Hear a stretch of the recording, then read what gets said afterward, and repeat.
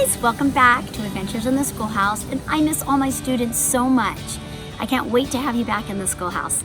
So I miss all of you. I hope you're enjoying this family time together, and I have a special book to read to you today, and it is going to be for our TK and our Kinder friends. It's for anybody, but any age. We all love this book. It's Eric Carle. We love him. Pancakes, Pancakes. So this is going to go with our letter P that we're doing. And we're also reading If You Give a Pig a Pancake. We love that one. And so we have a whole letter P pig study that we're doing. So we're going to read, research, and write all about some fun facts. As you know, we have our pet, Petunia Pig. So we're going to write about her, read If You Give a Pig a Pancake book, and then also read this little story. And I want you guys to read this in the morning and then make pancake breakfast with your moms after you read this. And we have a special recipe for you to try out, so it should be fun. So here's our book, Eric Carle, Pancakes, Pancakes. My kids love this book when they were little, and I hope you love it too.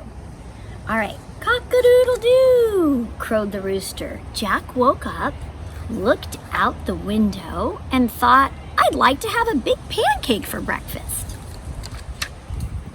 Jack's mother was already up and busy. Mother, said Jack, I'd love to have a big pancake breakfast. I am busy, and you will have to help me, she said. How can I help? Asked Jack. We'll need some flour, she replied. Take a sickle and cut as much wheat as the donkey can carry. Then take it to the mill. The miller will grind it into flour. When Jack had cut enough wheat, he put it on the donkey's back and took it to the miller. Can you grind this wheat for me? He asked.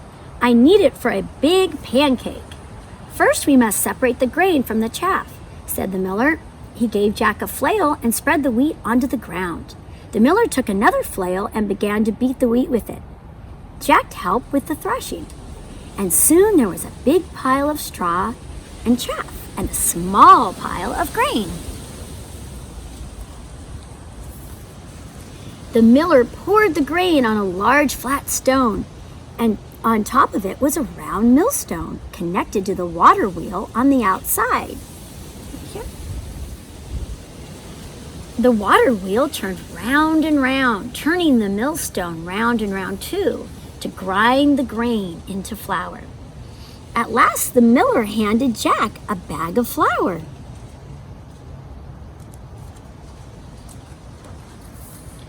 Here's the flour, shouted Jack.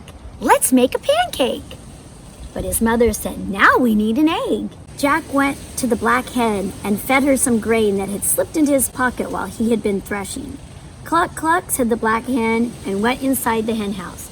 Then she said, cluck, cluck, once more, and laid an egg. Here's an egg, shouted Jack. Let's make a pancake. But his mother said, now we need some milk. Jack went to the spotted cow and began to milk her. Moo, moo, said the spotted cow as the milk squirted into the pail. Here's the milk, shouted Jack. Let's make a pancake. But his mother said, we need some butter. Jack got the butter churn and held it between his knees. His mother scooped the cream from the top of the milk and put it into the butter churn. Jack pushed the churn handle up and down, up and down. Finally, the cream turned into butter. Here's the butter, shouted Jack. Let's make a pancake. But his mother said, we need to build a fire. Jack went to the woodshed and brought some firewood. Here's the firewood, shouted Jack. Let's make a pancake. But his mother said, wouldn't you like to have something sweet on your pancake? So Jack went down to the cool cellar and pulled a jar of strawberry jam from one of the shelves.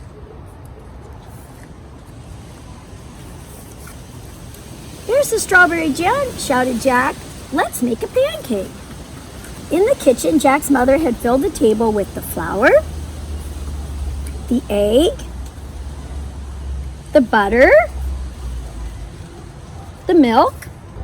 There was also a mixing bowl, a spoon, a ladle, a frying pan, a plate, a knife, a fork, and a spoon, and a jar of strawberry jam. And his mother put a cupful of flour into the bowl, break an egg into the flour and stir, pour a cupful of milk over the flour and eggs and stir again until the batter is a smooth consistency and without lumps. Jack's mother heated the frying pan over the fire and added a piece of butter. The butter melted fast. Then she said to Jack, "Now pour a ladleful of batter onto the hot pan." After a minute or two, she looked at the underside of the pancake. It was golden brown. "Now watch," she said. "I'll turn the pancake over. Ready?" "Ready," shouted Jack. "Flip," said his mother. Up and over went the pancake, high into the air, and landed right in the pan. In another minute or two, the pancake was crisp on the underside as well.